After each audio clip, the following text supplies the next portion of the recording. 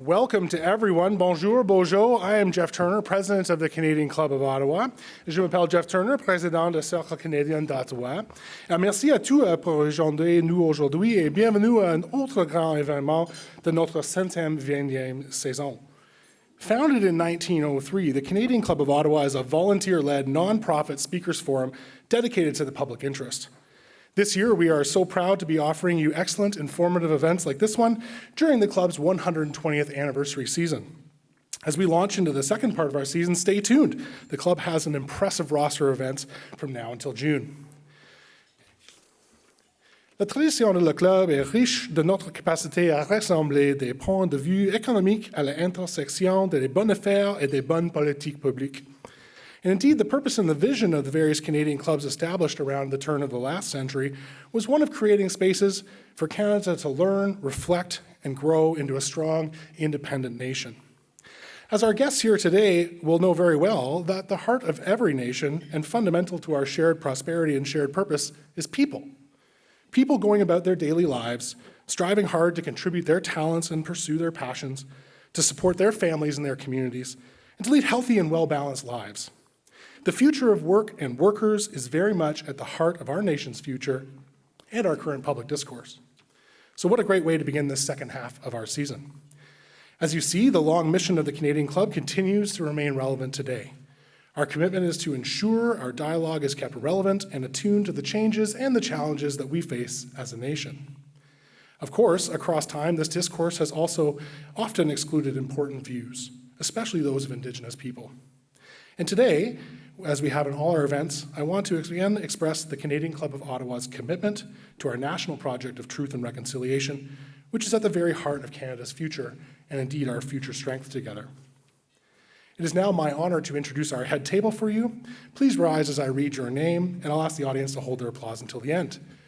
Please welcome the Honourable Randy Boissonneau, Minister of Employment, Workforce Development, and Official Languages, Dr. Wendy Cukier, founder and academic director of the Diversity Institute and the research lead at the Future Skills Centre at Toronto Metropolitan University, Val Walker, CEO of the Business and Higher Education Roundtable, Dr. Patrick Rubel, President of Stills Canada, Kelly Hoey, Executive Director of HIEC ApprenticeSearch.com, Carrie Smith, Senior Director of the Manitoba Métis Federation, Darian Kovacs, founding partner of Jelly Digital Marketing and PR, and my colleagues Shirley Tolley and Jennifer Cross of the Canadian Club Board of Directors. Please welcome our head table.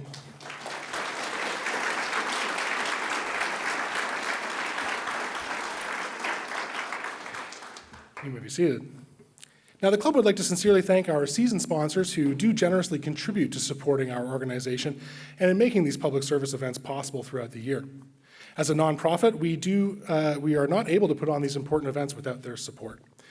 Our season presenting sponsor is Amazon Web Services. We also thank our season featured sponsors, Agnico Eagle Mines, CAE, and the Forest Products Association of Canada, and our season subscribers, Blue Sky Strategy Group, and Welch LLP and RBC. Please join me in thanking our valued season sponsors.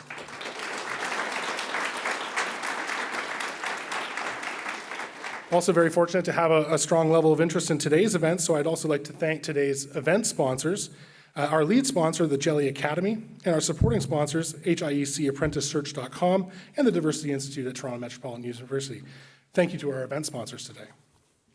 Now I'd like to invite up Kitiyan Zibi Initiative member Shirley Tolley and our colleague on the Board of Directors, who will open our ceremony and offer some important recognition and context for us as we gather here on the unceded territory of the Anishinaabe Algonquin Nation and in the city of Ottawa, which itself is a significant gathering place for Indigenous people across this land. Shirley. Good morning. Kwikakina. I'm just trying to catch my breath here. I'm sure I wasn't the only one this morning that went to the other location this morning, so I hurried up and I said, I'm going to hurry up and try to get there so I won't be too late. Anyway, welcome everyone. So as First Peoples of the land, Indigenous people have lived, worked, and were historically stewards of the land in their respective territory. Acknowledging the land is a formal statement for visitors to express respect and to recognize the unique and enduring relationship that exists between Indigenous people and their traditional territories. It is considered a first step in building a relationship with the First Peoples of the land in the spirit of reconciliation. Kichimigwach for the introduction, Jeff. Kwekakina, Minosheba, Agwajing, Keget. And at this time, I'd like to extend warm greetings to our panelists, the Honorable Randy Boissneau, Minister of Employment, Workforce Development, and Official Languages. Welcome, Randy. Our keynote speaker, Dr. Wendy Kukier, founder and academic director of diversity at the Diversity Institute. Kelly Hoey, executive director at HIEC ApprenticeSearch.com. Val Walker, CEO, Business and Higher Education Roundtable. Carrie Smith, Senior Director at the Manitoba Métis Federation. Dr. Patrick Rubel, EDD, President of Skills Canada, and our panel moderator, Darian Kovacs. Excuse me, founding partner at Jelly Digital Marketing. I'd like to also welcome the staff of Rikestra to the Canadian and all the Canadian Club of Ottawa directors, and last but not least, certainly to all of you who joined us here today. Shirley Toli Nedishnikas, Kirigan Zibi Nindonjiba, Kichi Nmenwandam, Kiji Kirian, Pishajek Onjima, Nungum, Anishnabe, Eking. Kichimigwech, Kibijaye Gonjima. Bonjour à tous, je m'appelle Shirley Tolé et je suis née et j'ai été élevée dans ma communauté de Kirigan-Zibi Anishinaabeg. Toute ma famille demeure encore là. I'm very honored to be here today, and on behalf of the Algonquin Anishinaabe Nation Tribal Council Chiefs and our nation, I bring you greetings, and I welcome you all to unceded, unsurrendered Algonquin Anishinaabe territory. I am the elected women's representative for the Algonquin Anishinaabe Nation in my second-year mandate of 4 years. I was also elected to represent the Quebec Native women as the alternate representative in October of 2022. Today, we're all gathered here to listen to this insightful discussion exploring the intersection of environmental responsibility, cutting-edge innovation, and the evolving landscape of work in the 21st century.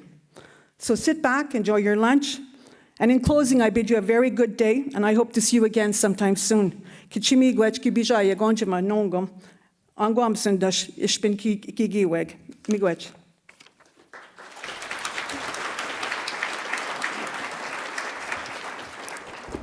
Chimigwech, Shirley, and I was remiss in mentioning that thank you to our volunteers. Those who you checked in with at the front door are volunteers, and they are very helpful to us at all of our events. I also want to thank Orchestra, who is our club event management partner, who do a fantastic job, and we're very fortunate to work with them. On that note, I'll ask you to please rise as you're able and sing our national anthem, led by the club's very own Craig Kennedy.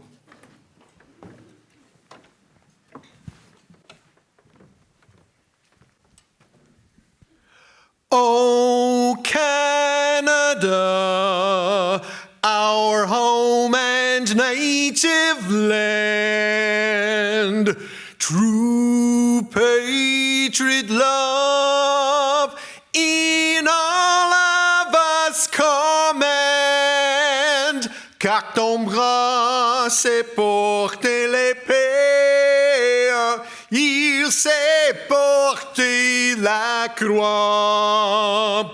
Ton histoire est une épopée des plus brillants exploits. God keep our land glorious and free. Oh, Canada, we stand on guard for thee. Oh, Canada, we stand on guard for thee.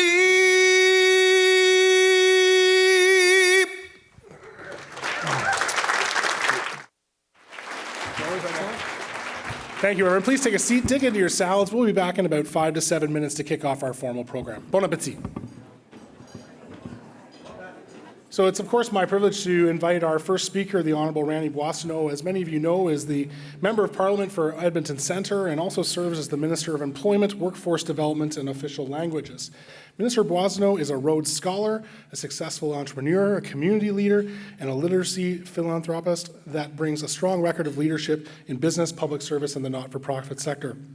And also, since 2016, Minister Boissonnault has served as the Special Advisor to the Prime Minister on 2S LGBTQI+ issues. Minister Boissonnault, the podium is yours.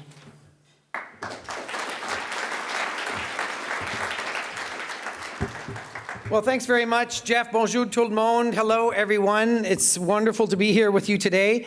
I would like to acknowledge that we are gathered on the traditional lands of the Anishinaabe Algonquin Nation. Thank you to the Canadian Club of Ottawa for inviting me to share some thoughts with you today as part of your 120th anniversary of reaching out and solving some of the wickedest public policy problems in the land.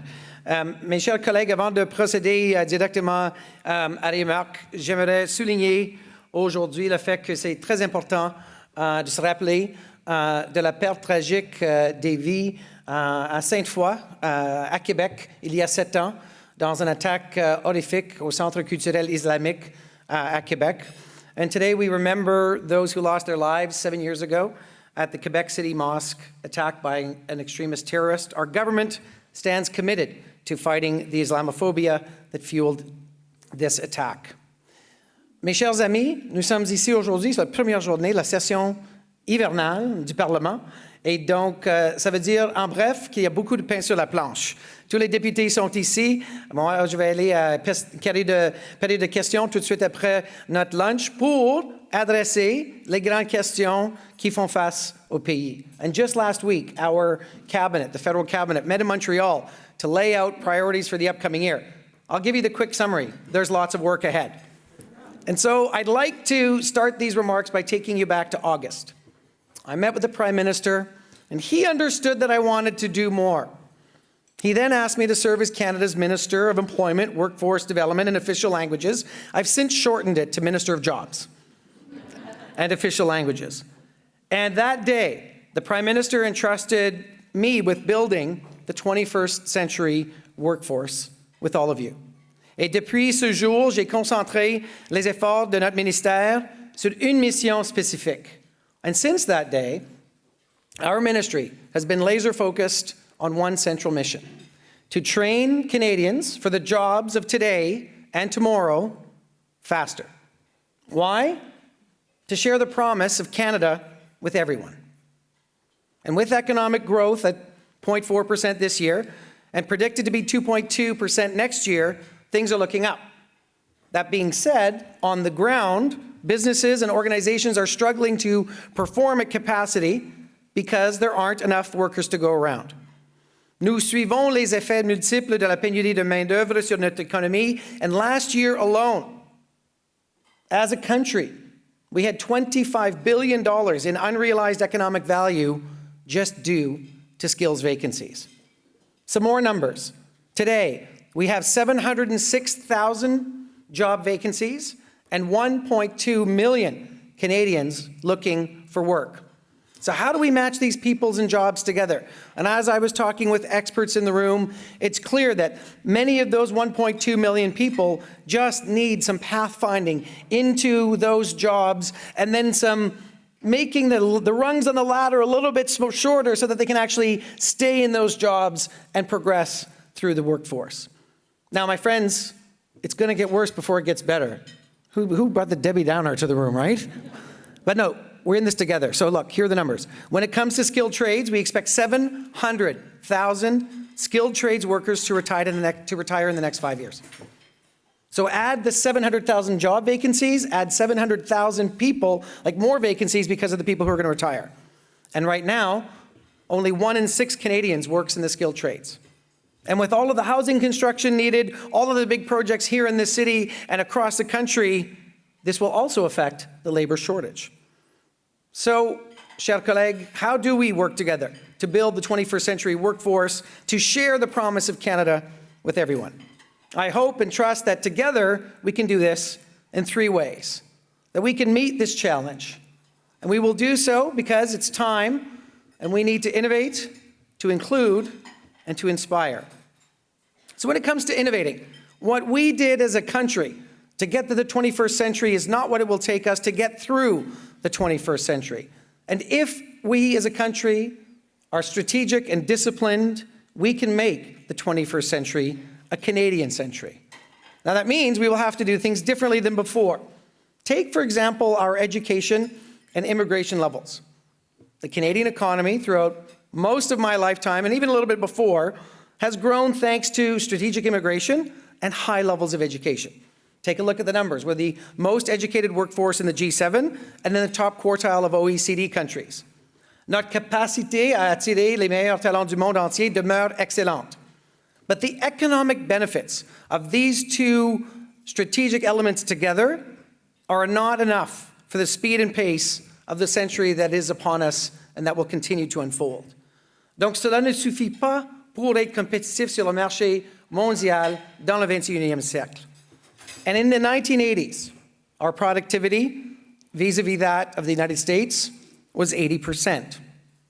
Today, we have dropped to 72%. It's time to turn that trend around. And so, my friends, the old model of workforce training and education occurring primarily in universities and colleges and a little bit on the shop floor and ending when our young people end the workforce needs to change. To meet the challenges of the future, all parts of the private enterprise, everyone working in business, small and large, needs to figure out how we build education and training right into their business model. On-the-job training is a key ingredient in a modern economy. And yet, if we look at the numbers, only 20% of Canadian private sector businesses invest and encourage on-the-job training. So, we have some work to do. And yet, happily, there are some growing currents that we can catch. For the first time in our country's history, we are third in the world in terms of foreign direct investment. Think about that. After the United States and Brazil, it's Canada. And it gets better. If you divide it by our population, we're actually first in the world. That is remarkable. We can use this generational opportunity to train up entire sectors of the economy with the private sector as full partners. And just look at some of the projects. Dow in Edmonton, $11 billion and another 2 or 3 to come. Northvolt in Quebec, Volkswagen in Ontario, Ericsson here in Ottawa.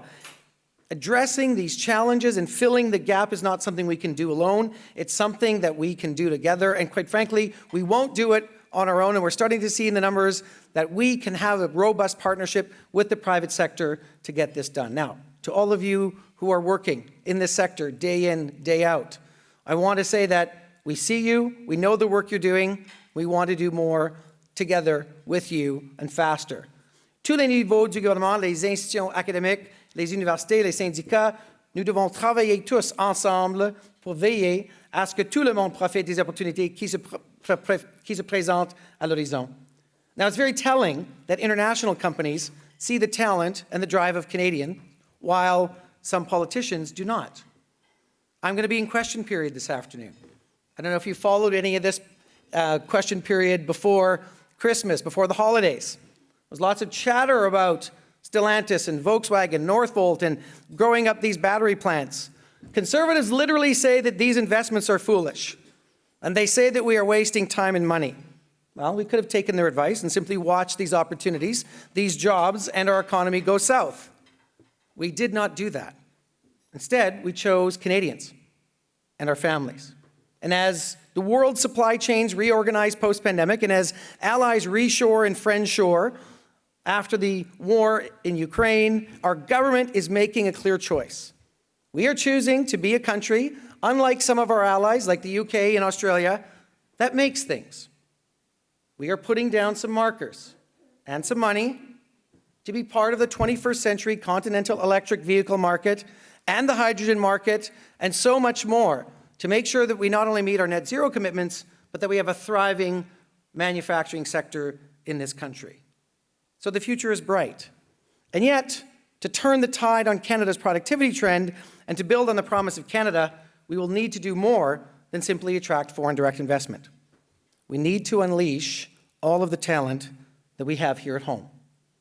So that means helping more women, more racialized Canadians, more Indigenous peoples, more persons living with disabilities, more seniors, more LGBTQ2 Canadians, and more youth access the labor market and progress through it.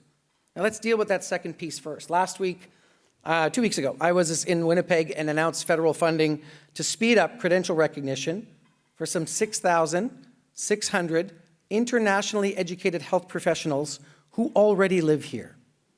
I'll give you an example. When it's finished, people who have been taking 2 and 3 years to have their dental credentials recognized will have them done in 1 year. In Saskatchewan today, credentials that used to take you 2 to 3 years to have your nursing certificate recognized from overseas will take 14 weeks. That's great. This is the kind of speed that we need. And we need provinces and territories to help in this work. Just in the reception beforehand, I heard about more barriers. $10,000 for this exam, all of your original credentials from your home country, all of these barriers that we have put in the place of not just people who've decided to come here, but people who've been here for generations to not be able to move across the country or simply take that job in the field that they are trained for. And so, my friends, to show that we are serious about increasing the pools of labor available to you and all of the industries represented in this room, I just want to look at what we've done. $10 a day childcare is increasing women's participation in the workforce and lowering costs for middle-class families across the country. The Canada Child Benefit, which we put in place in 2016, has lifted over 500,000 children out of poverty and goes to over 65% of Canadian families. Now let's look at the numbers. Before we made these moves, in the United States, there were more women participating in their workforce than there were here in Canada. If we look at the numbers today, the United States is at 76% of women participating in the workforce. Canada now has 85% participation by women in the workforce. Yes, you can applaud for that, because that's really cool. I could see some people hesitating, but no, this is a good news story because it means more people to bring into your training programs to get onto the shop floor.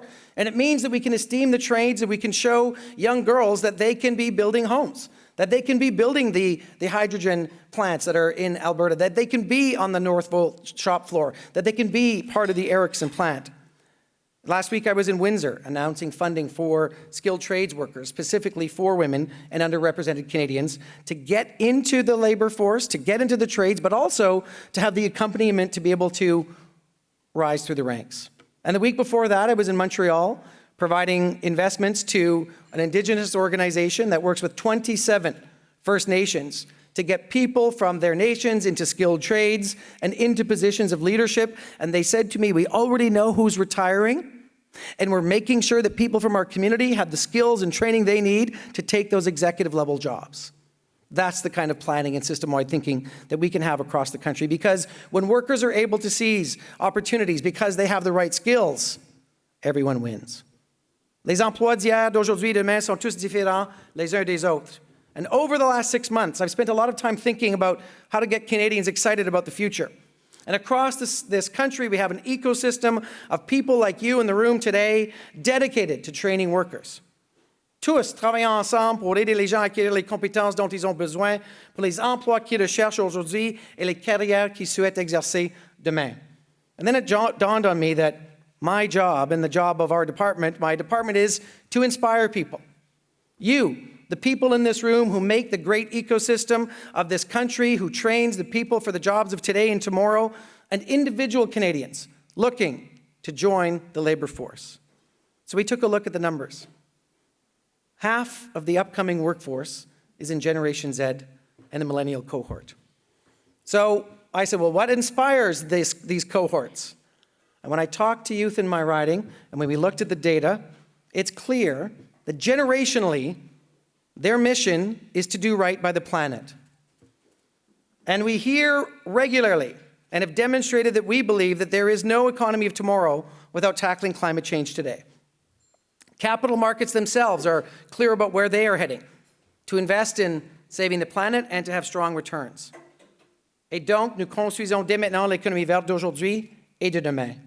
And by the numbers, there is no government in Canadian history that has invested more to protect the environment while growing the economy than our government in the last 8 years. And the difference is that our plan puts workers at the center of this 21st century economic strategy. So whether it's through our Sustainable Jobs program or working on site at net zero plants and innovative companies across the country, together we can inspire the youth of today to help build up a green economy that works for everyone. Chers collègues, chacun d'entre vous est un expert. I know that I'm in a room full of experts. The country needs your help. I need your help. We have a golden opportunity to lead Canada into a great century, and we need all of you in this room to help innovate, include, and inspire, to meet the very great challenge that is ahead of us, to ensure that we share the promise of Canada. And when you see the economy not as a collection of numbers, but as individual people able to realize their dreams and fulfill their potential, you can build an economy that works for everyone. So let's get to it. Merci. Thank you. Miigwech.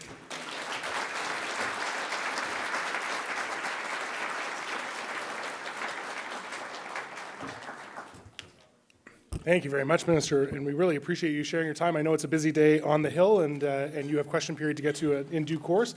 But I also would like to welcome our next speaker for short remarks.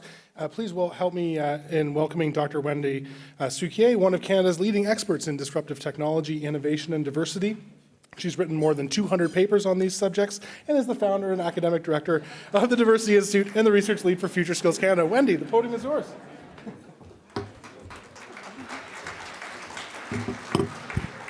Remind me never to follow the minister ever again. I've been doing this for 30 years, and in a few months in his portfolio, he's taken everything I had to say. I have about 8 minutes, which, for an academic is like asking a pig to fly, but I will do my best. Because I just wanted to sort of set the context for the amazing panel that you're going to hear from next. And a few things that we've, and so many of our partners are here today. I can't name you all, but thank you very, very much for coming, because as the minister said, we're all in this together, and it really does take an ecosystem. We have to be addressing the issues that face job seekers, but it's not just about fixing the job seekers, it's also about getting employers to think more creatively about talent. And I know many of you are working on related projects. One of the things that I think has been really driven home, first with COVID and now with ChatGPT, I'm really thinking about retiring, is it's really hard to plan when you can't predict. I've worked in IT for 30 years, and we've talked about the potential of all sorts of technologies, and it took COVID to actually drive them to reality, right? Video conferencing's been around for 30 years, and it was a matter of months that universities that swore they couldn't do distance learning had to pivot and adapt. And so I think we need to recognize that we sort of have a sense of the direction of change, but not necessarily the pace. And we have to be prepared. And just picking up on what the minister said, that means building resilience and innovation and the ability to respond quickly and pivot into our entire skills and employment ecosystem.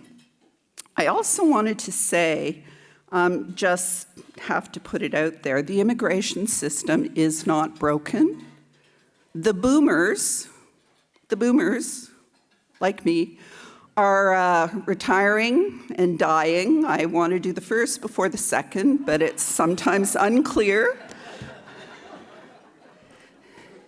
You just have to do the math, right? We don't have enough people to fill all those jobs. And while there is, as the minister mentioned, a skills mismatch, and we do need to work harder to bridge that, the research shows very clearly that all workforce growth will come through immigration. And I was at a panel with an institute I will not mention, that someone who might have been a former politician from the province, said that we needed a pronatal strategy.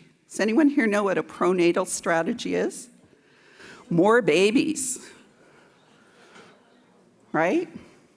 That will take a while to fill the skills requirements. So in the meantime, I think we can tweak the immigration system. There's no question we can do a better job of putting employers at the center.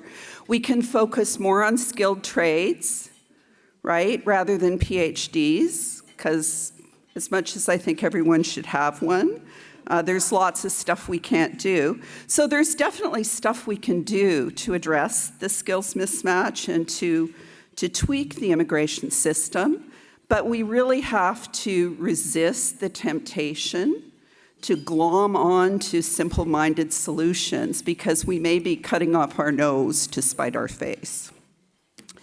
The second thing, and the minister already talked about this, is the extent to which the skills mismatch actually costs us money and why we need to invest. And I think that we also need to recognize that the skills required are changing, and that's something we're laser focused on. There are lots of people in the room who work on just-in-time labor market information to try to keep tabs on how those skills are changing. There's no question that the demand for science, technology, engineering, and math is unrelenting, and we have to work harder to get people in those disciplines. We have to improve our math scores. Quebec and Alberta are eating our lunch. But innovation is not just about STEM. Whether we're talking about digitization, whether we're talking about green transitions, or whether we're talking about inoculation, we have to distinguish between invention, which is creating the thing, and innovation, which is using it to drive change. Vaccination is an invention. Inoculation is the innovation. AI is an invention. Digitization is the innovation. Green tech is an invention. Greenification is the innovation. And for that, we need more than STEM. We also have to recognize, and I'm so thrilled that Louis De Palma is here from the Ontario Chamber of Commerce. We also have to recognize that as much as we like to compare ourselves to the US, the structure of our economy is fundamentally different, and people forget this all the time. 90% of private sector employment in Canada is with small, medium enterprises. In the US, it's 50. The US is dominated by large corporations that can afford to invest $1 billion in skills and training and R&D and whatever else. We are a land of entrepreneurs and small business, and we have to make sure that they're part of the equation. The other thing that I think the minister has touched on is the skills paradox. We have people looking for jobs. We have jobs that are not being filled, and we need to find ways to meet those gaps. And some of it requires upskilling, and some of it, frankly, requires employers to stop looking for skills in all the wrong places, to stop hiring in their own image, to recognize the new and diverse and emerging pools of talent that exist. And the minister talked about, for example, women in the workforce, and I think the evidence is absolutely clear. And it was actually Rocco Rossi, the former head of the Ontario Chamber of Commerce, who said it well when he said, childcare is not a women's issue, it's an economic issue. And it absolutely is. But we also know that in addition to the underemployment of newcomers, we know that there are huge gaps in pay and employment for people with identical qualifications. People with severe disabilities who graduate from university have the same employment outcomes as high school dropouts. Think about that for a moment. We also know that, back to truth and reconciliation, we know that investments are absolutely fundamental in education for Indigenous peoples at all levels. And one of the most encouraging things I recently saw is that the gap between Indigenous people with a post-secondary education and everyone else has pretty much disappeared. Think about that. Education is one of the keys to social mobility. We have to also recognize, and the minister pointed to the fact that young people really are looking for jobs where their values align with their, where their businesses align with their values. And green is key to jobs of the future as well as jobs of today. And we're not just talking about the sectors that are typically focused on. We're talking about every single business. We're talking about every single job as we look at greenification of the economy and the importance of pulling small businesses into that regime.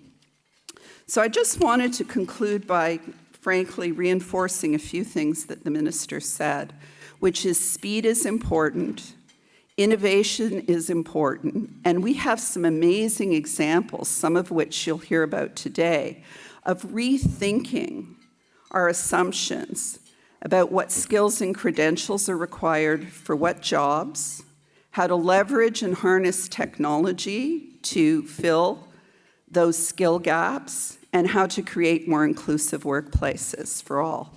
So thank you very much for your attention.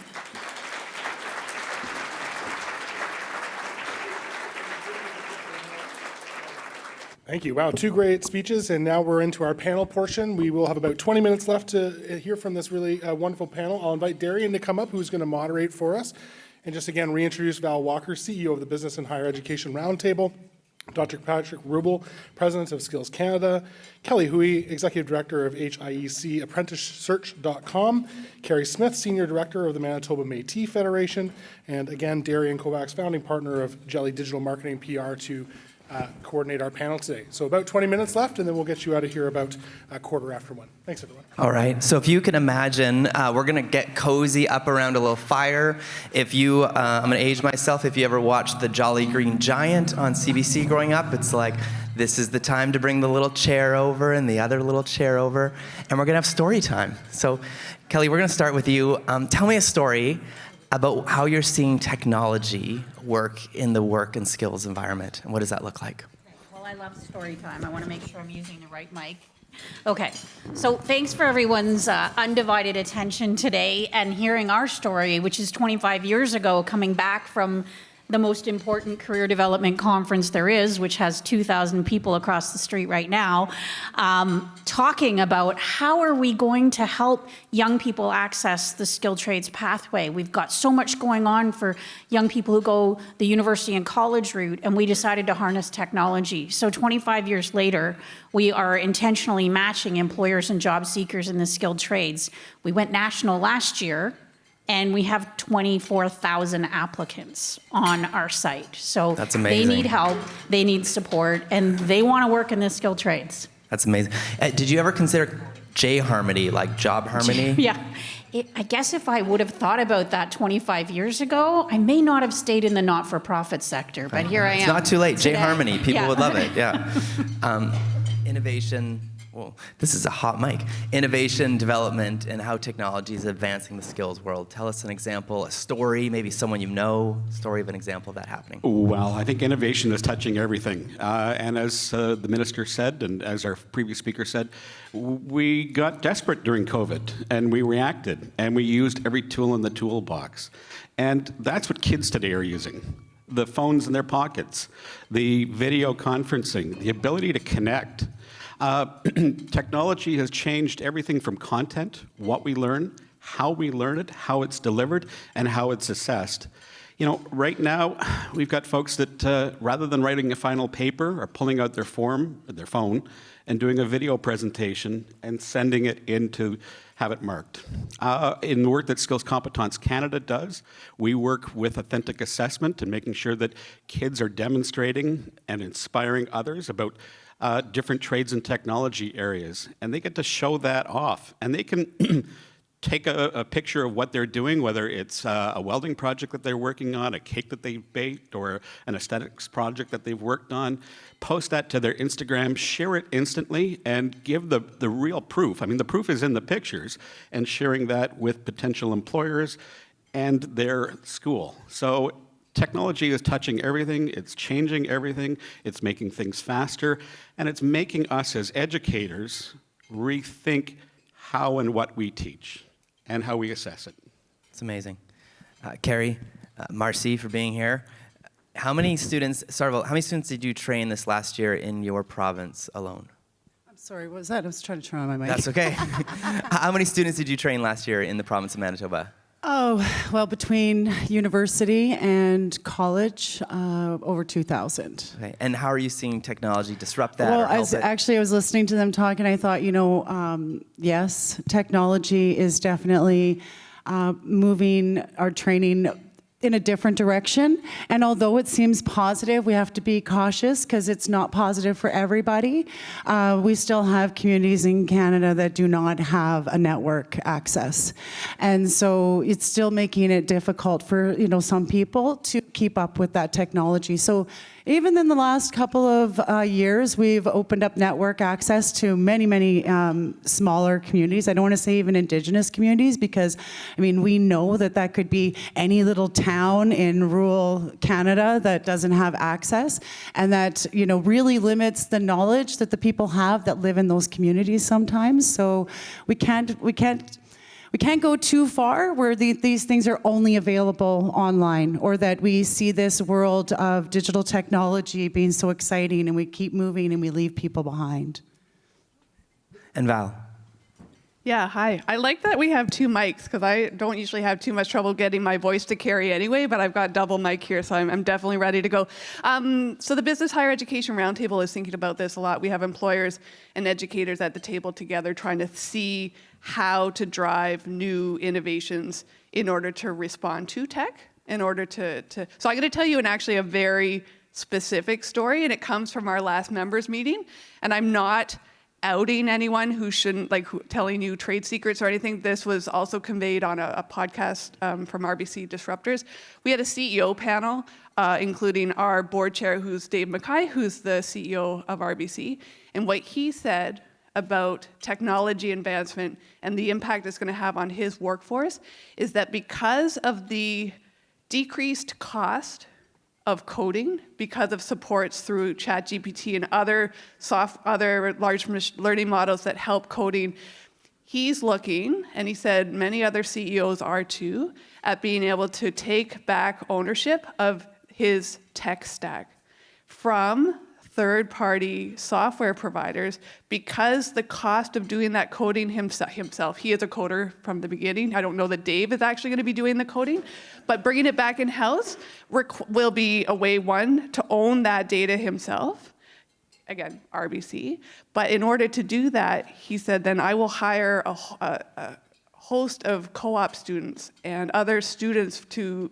through work integrated learning, to do that coding with the support of a digital enhancement, and then be ready to take back control of your own technology, which is, I think, a really key thing. The last thing I'll just say is I don't want anyone to interpret those remarks to mean that he only wants a world of coders and that this is what technology means. He also wants and needs, as do many of our employer members, the people who can act in a symbiotic way with the technology. So you look at the word, large language models, language is the key word there, people who know how to interpret words and turn prompt engineer into a thing that actually means that we're communicating in a better way.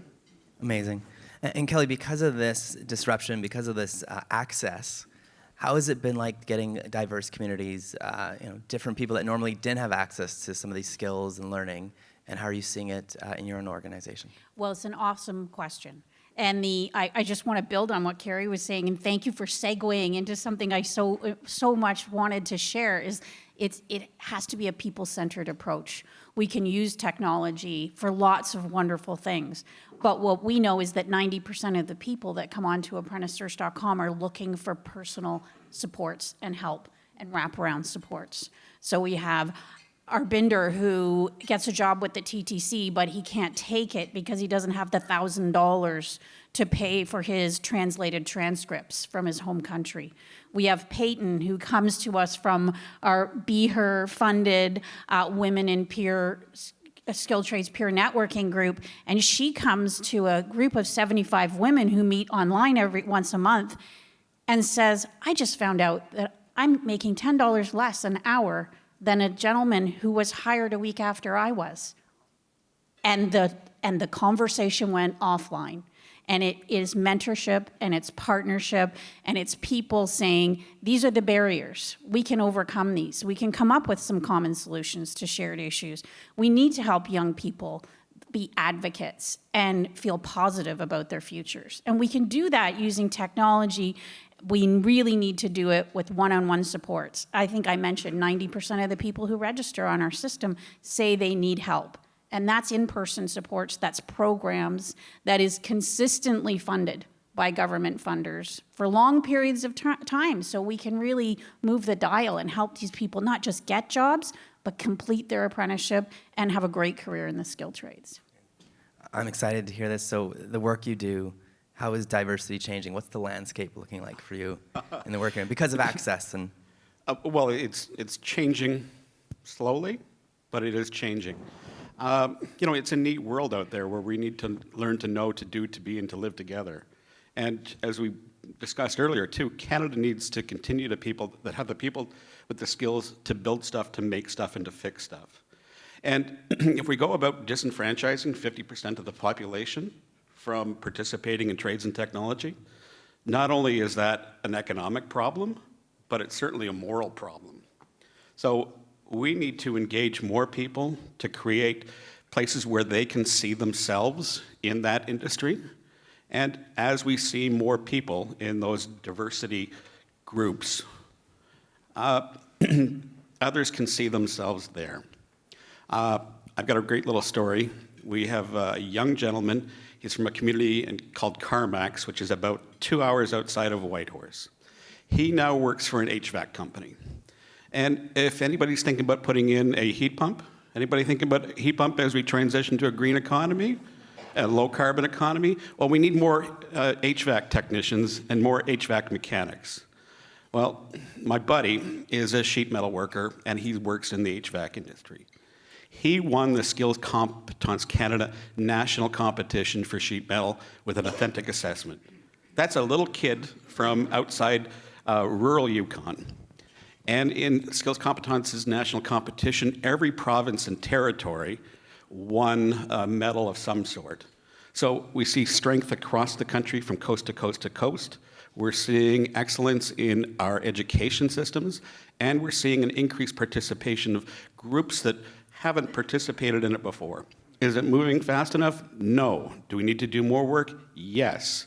So, all of us need to pick up our socks and get to work and invite people that don't look like us into those conversations. So Carrie, maybe I'm going to flip the script on you because being Métis and I could just Indigenous. jump right on in there. Yeah, jump in, let's hear this. I think that working together is literally the only way that we find a solution. Of course, I've been working in, skills training and developing human resources for over 25 years. And although that has changed, what it looks like today opposed to what it looked like 25 years ago, the same thing is still there. Like, we really need to be working together. And I will tell you, when I started this, trying to find an employer or an industry lead that would be willing to come and talk about solutions, strategies on how we get, Métis, I guess for me specifically, Métis workers into the jobs. And I feel like up until about 5-6 years, maybe a little more than that, industry, employers, they all looked at that like this was my problem. that I was supposed to be the one recruiting people, training them, and getting them ready to go to work.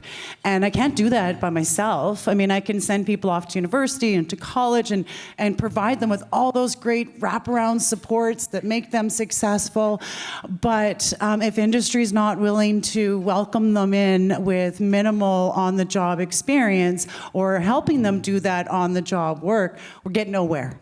So even as I look at some of the programs that we offer, the government, that Canada is funding, whether they're Indigenous partnerships or community partnerships, it really doesn't matter. Industry needs to be working with these groups so that they can clearly identify what it is that they're looking for and what it is that they can do to make, you know, that work environment that much better.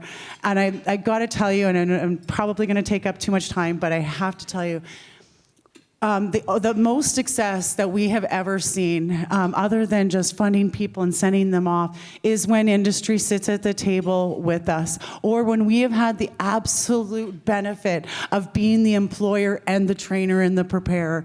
So we did a clear cut for hydro. We removed a section of trees. We were able to put a camp in place. We had all camp services. So we were training cooks, we were training safety, environmentalists, as well as using the laborers and the heavy equipment operators to remove the trees. I mean, this was a holistic approach, and every single person I trained was going to work because I was the one who was training them, but also the one hiring them. And so, you know, wouldn't it be great if everybody that was hiring them, you know, was my friend? And so that when I was going about creating plans and strategies to train people, that employers were ready to take them on. So I think the next group of programs that we need are ones that work with small and medium businesses that teach them on how to access these government supports. Let them know where to look, how to fill out the form. Sometimes as an employer, you don't have time for that. And I get that. So it's up to, myself and people in my industry to make sure it's as smooth as possible for you to be involved with us. Sorry. All right, Val.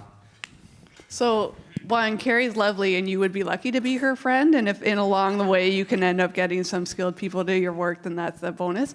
I'm going to say two things. One might be a little controversial just because I try to be a bit of that guy on the panels. But to start with, what Kelly said really matters, and I want to make sure that there's a fine point put on this.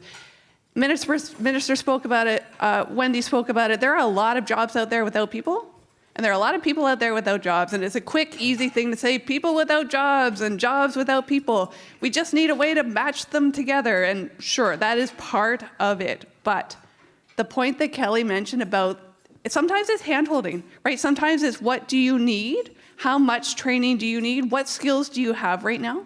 And that a platform alone isn't enough. You guys all know this because we're all probably most of us are in this space, and the work we've all been doing for a long time hasn't yet solved the problem, so obviously we need some more support. So that's not the controversial thing. The second thing I'll say, and I won't tell you who said this, but it's a great line, and so I pretend that it's my own. People everywhere always want more coordination to reduce duplication of efforts and redundancy and save money and all of those things, and very few people like to be coordinated, right? Really, of course we should all work together, and of course employers should be, I would argue, at the center around which we build training programs. But when we say we like to coordinate, we kind of mean we want to be in charge, right? And we want other people to kind of follow along, and that doesn't work. And so that is super, super hard. And that, I would argue, takes all the kinds of people and some effort and time, but it takes work because that coordination piece, even in one industry sector, we have a project right now in the mining sector, and I know more now about mining than I ever thought I would need to know. But man, it's complicated. Of course it is. Just like every other industry sector, just like every other region of the country. And so that coordination piece, of course, who does it, under whose terms, and how quickly? Man, that's the hard part, and that's the work that at least we at Be Here are trying to do more of. So I just throw that out there, It's awesome. Val, you're going to be sticking around after? You're going to be around if people want to talk to you? Amazing. So we're going to close it. I'm going back to you. We're going to go back down this way. This is crystal ball time. Tell us a future skill, a job that we should all be aware of, be thinking about, just so we can be future ready.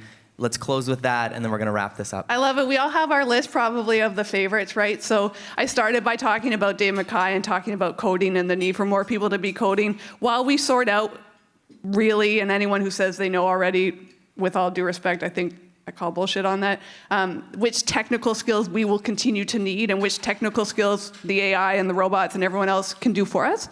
It comes back to those social and emotional skills. You guys, like critical thinking, resilience, someone said earlier, problem solving, those are the skills we know from collecting primary data from employers. They say that matter the most to them and that they consider the most valuable while they're hiring either entry-level or mid-level talent. I'm going to go right back to the beginning of my statements too, and I'm going to say digital literacy. I think it's really important. I look around, even myself. I am part of the Gen X crew, and I can tell you that there are many people who are my age who their extent of digital understanding or a digital world is their cell phone, and it doesn't go beyond that. And I think that if we assume that everyone's kind of coming along with us, we're going to be in for a real big disappointment. And I think it's really important that we keep everybody looking towards that digital literacy. What does it look like in your daily world? Don't let it go. I mean, even if it means you're just hanging out, surfing the internet and looking up stuff. I mean, that is a sense of digital literacy that some of us just don't even have. I think it was Metallica that said, "How can I be lost if I've got no place to go?" And we need to set that path. We need to set that expectation. We need to give them the map and the know-how to use that. It isn't just about an opportunity, it's about an opportunity to succeed to get there. What's the future going to look like? Well, as we transition the economy and make changes and build our energy capacity, we're probably going to need flux capacitor technicians out there. What are they? I have no idea. But I know that there's going to be a change, and we'll need people with those skills. And the other one, and I'm not being that facetious, but we need to have some pyramid mechanics as well. Okay? Because does anybody know how they build the pyramids? That's a skill that seems to be lost forever. And now we've got too many things going. And yes, there's all the hype about all the new stuff. But we have to think about some of our foundational skills too and ensure that people have the opportunities to keep going with what was been learned. So, flux capacitors and pyramid engineers. Those are my two go-to careers for the new millennium. Tough to beat. I'm going to take two then, and I'm going to say self-advocacy and intergenerational mentorship. And when we're talking about the employers that we work with and the employers that we have in Canada, and I believe it was said earlier, a lot of those are small businesses. I'm sure a lot of people in this room are small to medium enterprises that don't have HR departments, that don't know how to hire. They want to hire and train. They don't know how to shortlist. If they get 250 applicants for an electrician on our site, they say, take it down. I don't have an HR department. I don't even know how to distinguish between those. And so we can help them advocate for the kind of team they want to build and open their eyes to the benefits of having a diverse workforce, that 47% of our users represent at least one equity-deserving group. So the intergenerational mentorship piece I mentioned, because apprenticeship is the original mentorship. And that's what helps people continue. When people are rooting for them, when people know how to hire and train and know how to access resources like our good friends at Skills Ontario and our BHERA and the Canadian Apprenticeship Forum and the Canadian Career Development Foundation and our college system and all of the people that we spend so much time working together to set folks up for success. So we need time together, and that in itself is mentorship.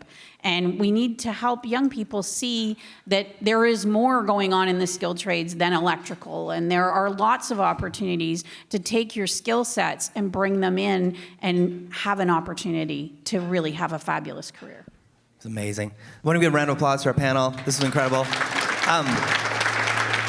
Just to jump off, We also have, I want to point out Lisa and Roxanne and John, who are also ISET holders, and there's another like 100 or so ISET holders across the street. So if you were inspired by Carrie because you heard her thoughts and that's all you're thinking about, there's other ISET holders right across this country that would love to meet with you to learn.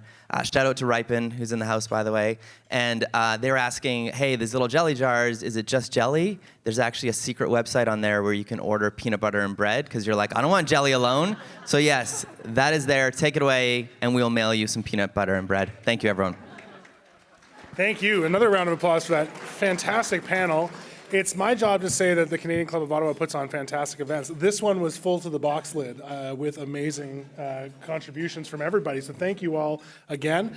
We will let you go. Please feel free to stay in the room and network as you see fit. Eat a creme brulee and have a coffee. But that concludes today's event. Just a reminder, the Canadian Club of Ottawa's next event is on February 8th. We are doing artificial intelligence and governance in a joint event with the Institute for Corporate Directors. So please come out to that one if you are interested in that. And otherwise, go to our website. You'll see all of our events. We have many of them coming up for this season. Thank you again for coming. I hope you all have a wonderful day. Please go off and have a great one.